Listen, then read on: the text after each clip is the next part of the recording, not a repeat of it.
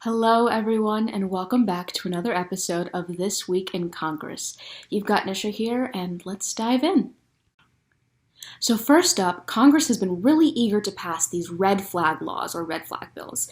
They're also known as extreme risk protection orders or gun violence restraining orders, whatever you call them. The idea is that they enable law enforcement and sometimes family members and other concerned parties to petition a judge to remove guns from individuals who pose a threat to themselves or to others. Last year, 8 new red flag bills were signed into law, and at least 6 bills have been signed into law this year so far.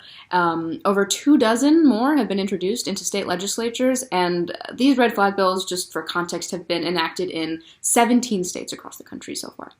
A particular bill that would be of interest is that Senator Lindsey Graham, who is a key Trump ally, is developing a bipartisan bill with Senator Richard Blumenthal, who's a Democrat from Connecticut, that would give grants to states to adopt red flag laws so they can hire mental health experts to work through cases that need to be reviewed.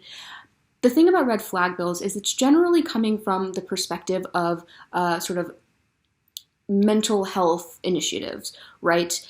This is coming up after El Paso and coming up after Dayton, and the idea here is, again, if somebody is sort of mentally unstable, that one can approach a judge who can remove the guns from that individual.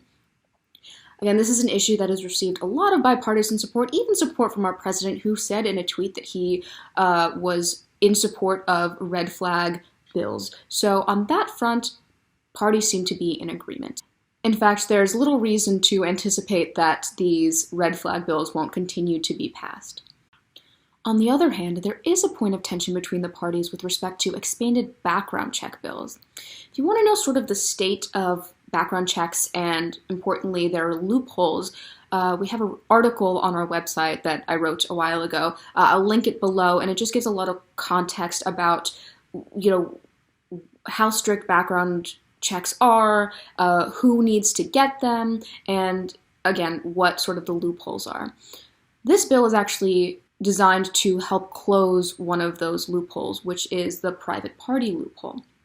So H.R. 8 would establish new background check requirements for firearm transfers between private parties who would be unlicensed individuals. It specifically prohibits firearm transfer between private parties unless a licensed gun dealer, manufacturer, or importer first takes possession of the firearm to conduct a background check, which is currently not the case here.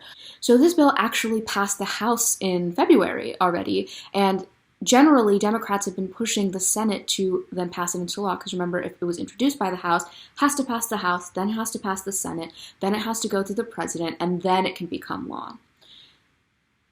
The sort of hesitation for Republicans in the Senate right now is that President Trump's position on expanded background checks has been a little bit of a flip-flop as of recent.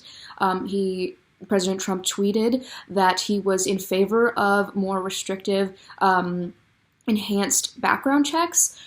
At the same time, when he was confronted about that on camera, he was silent on the issue, which was interpreted as a kind of reversal in his position on the matter.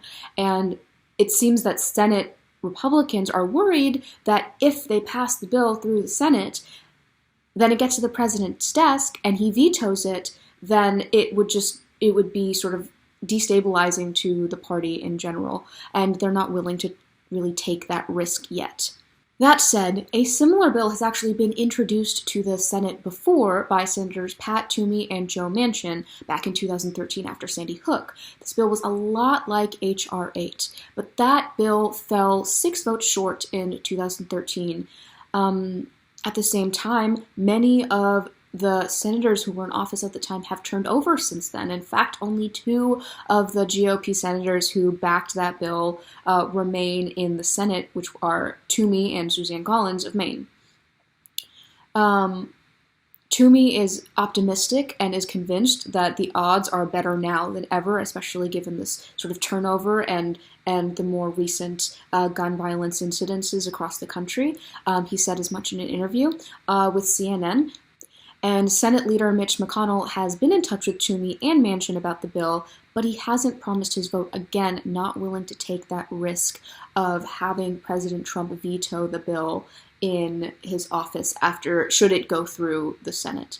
So that's sort of where we stand. Red flag bills have gotten a lot of bipartisan support recently, but background check bills have still been a little bit up in the air, so that will be something to watch for. So moving on, let's talk about withdrawing troops from Afghanistan, what Congress has to say about it, and some proposed legislation around that topic. So for some background, the most recent sort of conversation about that is Senator Lindsey Graham directed a message to the president in an interview on CBS and told the president that he should not reduce troops in Afghanistan to below 8,600.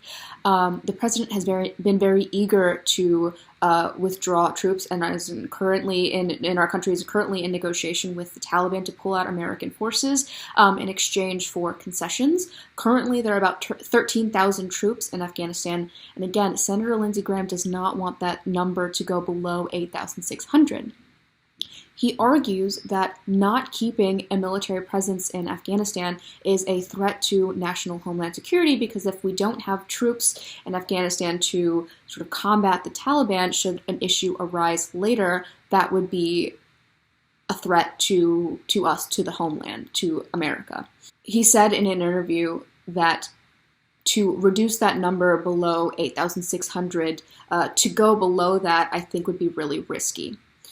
So in that context, Senator Graham is proposing legislation that would require the Defense Secretary and the Secretary of State to certify to Congress, should anybody want to pull out troops below that 8,600 number, the secretaries would have to certify to Congress that it would be safe to do that it would not create an additional national security risk for the homeland should that number drop below 8,600 troops. So that will be a bill to watch for. Curious to see how Senator Graham puts that into words and sort of what happens with that.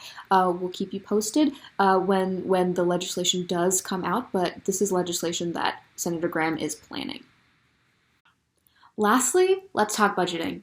So before leaving for August recess, Congress passed a huge budget deal that suspended the debt ceiling through July 2021, and that decreased the likelihood of a government shutdown. But of course, that's Congress's job, to come up with budget appropriations plans and figure out how we're going to spend money, how we are going to get out of debt or create new debt. That is what Congress's spending power is. That's part of their whole point.